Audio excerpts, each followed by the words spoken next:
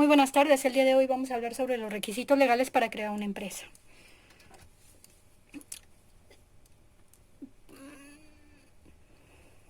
Vamos a analizar un poquito la situación de las pymes ante las empresas transnacionales.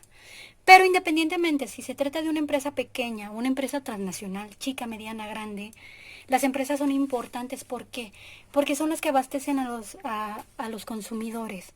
Si lo analizamos desde el punto de vista del consumidor de la sociedad, las empresas generan bienes o servicios. Si generan bienes o servicios, pueden, digamos, contratar más cantidad de personas, se genera más empleo. Si se genera más empleo, hay más ingresos en las familias. Si hay más ingresos en las familias, podemos comprar más. Si compramos más, las empresas pueden invertir más, pueden crecer, y entonces esto, digamos, va generando una espiral hacia un mayor nivel de bienestar. Pero no solamente aquí queda, también para el gobierno es muy importante. ¿Por qué? Toda empresa a nivel nacional que esté legalmente constituida debe de aportar una parte de los ingresos que recibe, sus declaraciones, ¿no? Entonces, esta aportación que se hace al gobierno contribuye a que el gobierno tenga más ingresos para poder solventar los gastos que tiene ante la sociedad: hospitales, carreteras, escuelas, todo lo que pueda efectuar de gasto el gobierno. Más sin embargo, digamos, las empresas multinacionales cada vez luchan más por llegar a más partes del mundo, mientras que las más pequeñas o las más afectadas son las pequeñas empresas. ¿Por qué son más afectadas? Pues sobre todo porque no pueden hacer frente a todo el nivel de organización que tienen estas grandes empresas. Las empresas grandes, decimos, la mayor parte de las empresas grandes, ¿qué es lo que van a hacer? Pues hacen contratos sobre todo para obtener precios de materias primas a más bajos costos. El sueldo de la mano de obra puede ser más reducido, tienen mejores niveles de organización para publicidad y demás, etcétera. Entonces siempre están en desventaja. Primeramente vamos a comenzar hablando acerca de los requisitos legales. En México existen tres tipos de niveles para obtener los permisos o los trámites legales. El primer órgano es el nivel federal, que es a nivel país. Posteriormente pasamos a un nivel estado, que ya va a depender de si estamos hablando en el caso de México, Michoacán, Querétaro, Oaxaca, Nuevo León. Y a nivel municipal, que ya depende específicamente de cada municipio, qué es lo que otorgue, qué características, qué costos va a tener para llevar a cabo esta,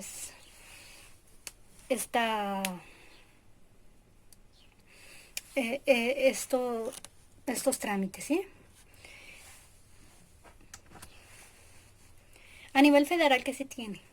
Eh, Hay tres requisitos que se tienen que cubrir. Primero, el registro federal de contribuyentes. El segundo registro es ante el Instituto Mexicano del Seguro Social. Y el tercero, el Instituto Nacional de Fondo de la Vivienda y de los Trabajadores, o lo que se conoce como RFC, IMSS y el Infonavit. Ok, primeramente vamos a describir lo que es el Registro Federal de Contribuyentes. Se debe de comenzar por establecer qué tipo de persona se va a dar de alta, si es una persona física o moral. Persona física, pues digamos, es cualquier persona que con entidad jurídica.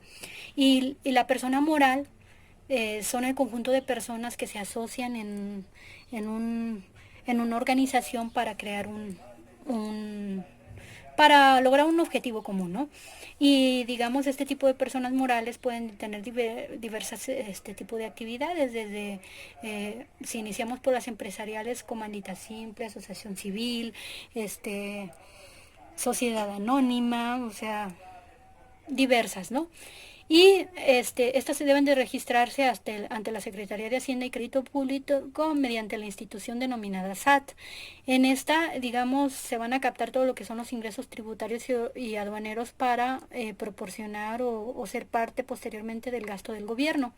En él se va a establecer un número de registro o cédula de identificación fiscal que consta de 12 caracteres, y que ya habíamos mencionado en sesiones previas que va a hacer referencia al nombre.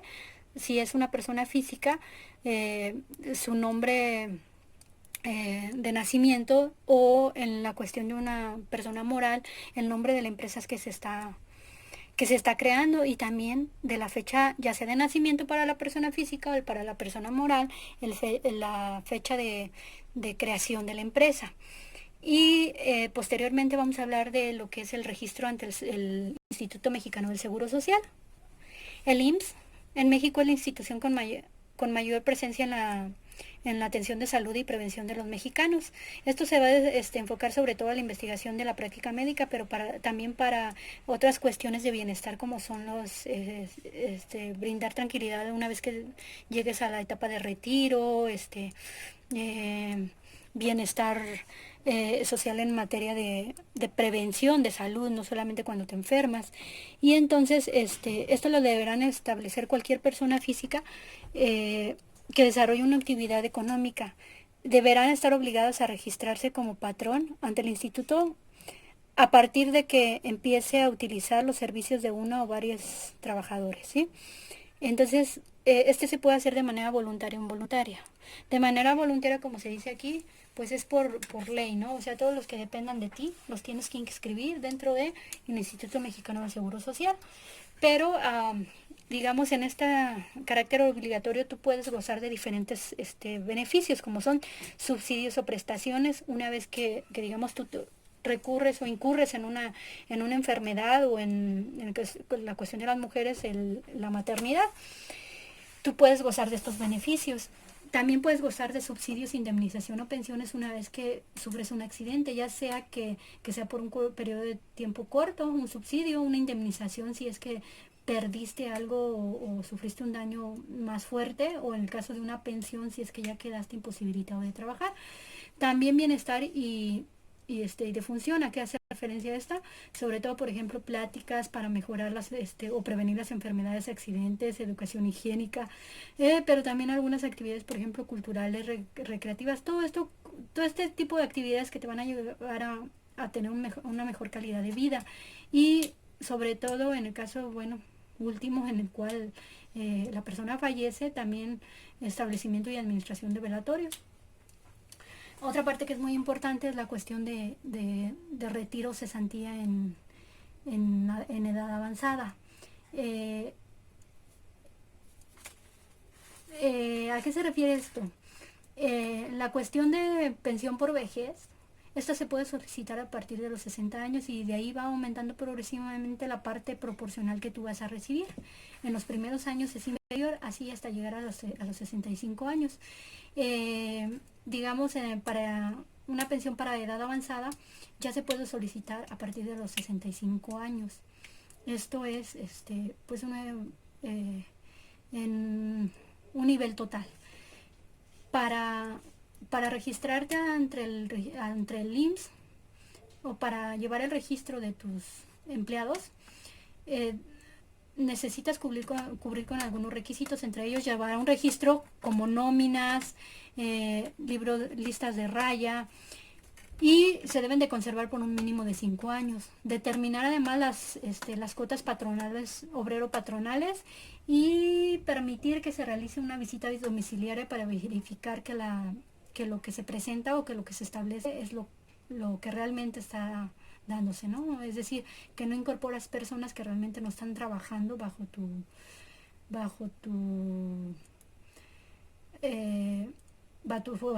tu empresa o organización, etcétera. El régimen voluntario de registro ante el IMSS va a ser aquel, digamos, en el cual tú lo haces de manera intencional. Probablemente porque no está registrado como una organización, una persona física, pero realizas un convenio ante el IMSS y digamos, realizas una aportación que en la actualidad en México es de aproximadamente 10,000 pesos.